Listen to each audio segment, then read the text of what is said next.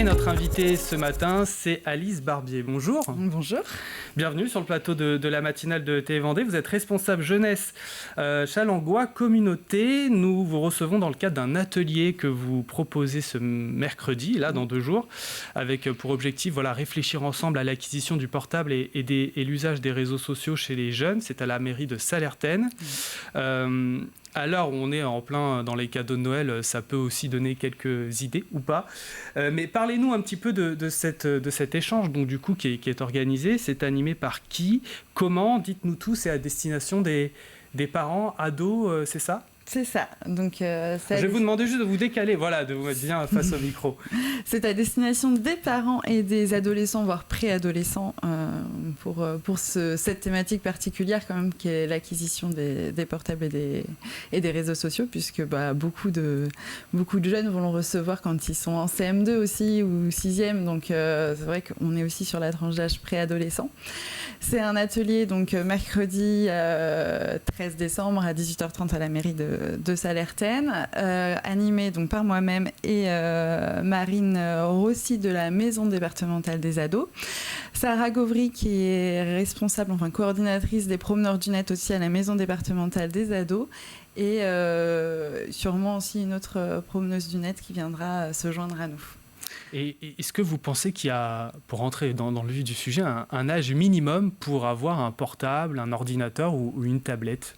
Après, c'est comme tout, ça dépend aussi de l'accompagnement que vont faire les parents et les éducateurs autour, parce qu'on voit bien que beaucoup d'enfants ont déjà des tablettes, donc après, c'est surtout l'accompagnement. Et après, sur les réseaux sociaux, on est normalement sur un âge de 13 ans pour acquérir la plupart des réseaux sociaux. Très bien.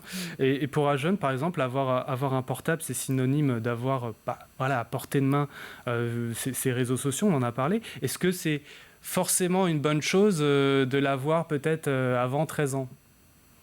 Forcément une bonne ou une mauvaise chose même. Après, est-ce qu'on peut se permettre de juger ça? Pas forcément, mais après c'est plutôt comment ça va être accompagné avec les parents, toute la communication, c'est surtout sur ça qu'on veut insister. C'est ok, ça permet aussi de rassurer les parents d'avoir que le jeune ait un téléphone pour être joignable rapidement, savoir où il est, tout ça. Mais c'est trouver le juste équilibre dans la sécurité qu'on peut rechercher dans le portable, mais aussi et tout l'accès qu'il peut y avoir quand on a un téléphone, et notamment Internet avec les réseaux sociaux. Donc savoir que le jeune puisse se dire oui, je peux parler à mes parents facilement s'il se passe quelque chose, puisque les images pornographiques, on peut y avoir accès très facilement. Le harcèlement, ça va prendre une autre ampleur, ça va plus rester à l'école, mais ça va pouvoir prendre une nouvelle ampleur avec les réseaux sociaux notamment.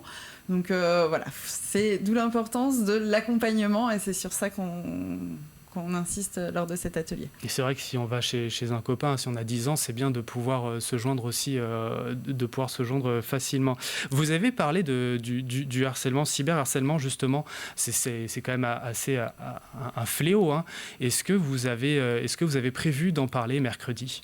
Alors, on va l'évoquer, le cyberharcèlement, puisque à chaque fois, nous, on va partir des attentes aussi des parents, même si nous, on a notre atelier qui est prêt, mais il y a une partie qui va s'adapter en fonction des parents. On sait que le cyberharcèlement, ça va être quelque chose qui va revenir.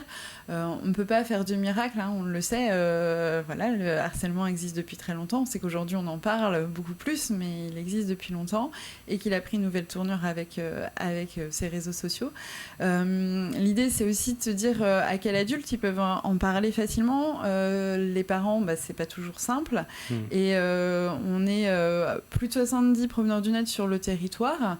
Et c'est important que le jeune se dise peut-être que je peux parler à un promeneur du net si j'arrive pas à en parler à mes parents.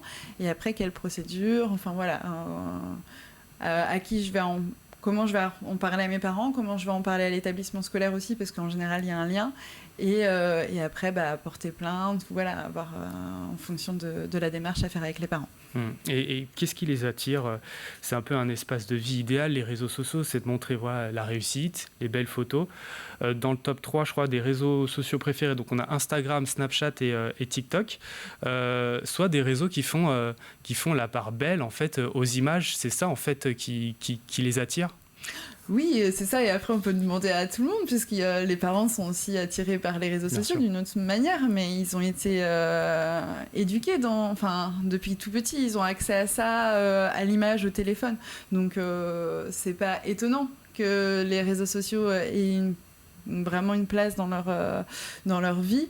Après, il y a tout le côté aussi contact très facile avec les copains, l'image qu'on va pouvoir et se donner et voir aussi faire partie en fait de la vie de l'autre différemment en fait, même sans qu'on soit amis plus que ça, on peut en faire partie, on peut faire partie de sa vie. Donc c'est l'intimité, de savoir doser l'intimité. Mais c'est vrai que quand on voit aussi les émissions télé, des fois qui font part belle à l'intimité ouverte, peut-être que c'est qu'ils recherchent la même chose aussi dans les réseaux.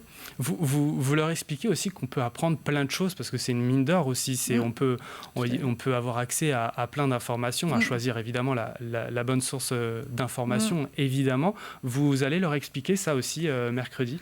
Oui, on part sur les côtés aussi positifs des réseaux sociaux. Au contraire, nous, on a vraiment envie d'insister là-dessus. C'est en effet, il y a un très bon usage qui peut se faire des réseaux si on le sait le paramétrer et si on est accompagné dedans. C'est pareil, il y a des influenceurs qui sont très bien aussi pour eux à suivre, des informations qu'ils n'ont pas forcément en cours, puisque ça reste des matières et là ça peut être riche de plein d'apprentissages. Donc oui, on est pour aussi les avantages des réseaux sociaux et d'Internet. Il y a des avantages, et que diriez-vous par exemple à un parent qui rencontre des difficultés avec son enfant justement par rapport à ça, sur les risques que les réseaux sociaux peuvent avoir?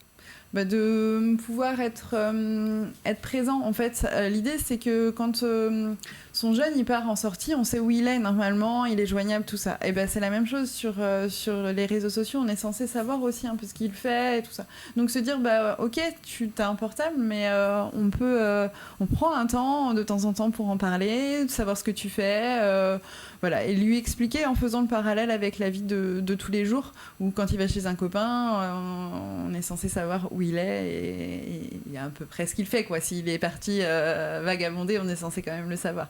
Donc c'est plutôt faire le lien comme ça, dans la communication, prendre le temps de s'intéresser à ce qu'il fait. Et une question sur la suite, vous organisez donc après celui de mercredi un autre atelier, cette fois-ci c'est sur les addictions au jeu et encore à l'alcool. Est-ce qu'on peut avoir quelques mots sur cet événement? Ça se passe quand? Alors c'est le 17 janvier, il aura lieu à Châteauneuf. C'est un atelier qui aura lieu avec Addiction France, animé avec Addiction France. On est pour plutôt parler de la régulation, de la consommation en règle générale. On a fait un gros thème avec les jeunes de mai à décembre dans les établissements scolaires notamment, où on essayait de faire un diagnostic sur les différentes consommations. Donc oui, en effet, l'alcool est ressorti, les réseaux sociaux et les jeux vidéo principalement. Et l'idée, c'est que ce soit un temps d'échange entre parents et d'ados et essayer de ni se dire tout de suite on est sur de l'addiction, mais aussi quand même sensibiliser le rôle des parents dans ces consommations. Et le rendez-vous est noté aussi pour le 17 janvier. Merci beaucoup Alice Barbier d'être venue sur le plateau de la matinale. Merci.